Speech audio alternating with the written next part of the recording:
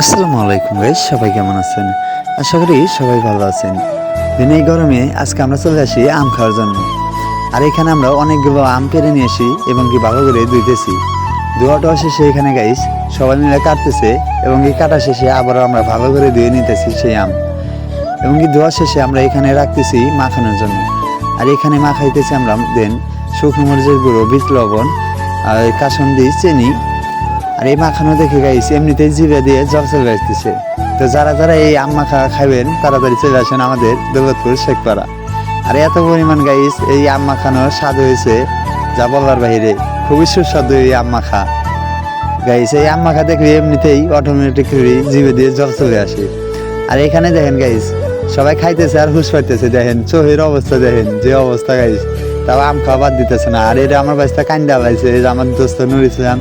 তো সবাই ভালো থাকবেন, আজকের ভিডিও এই পর্যন্তই।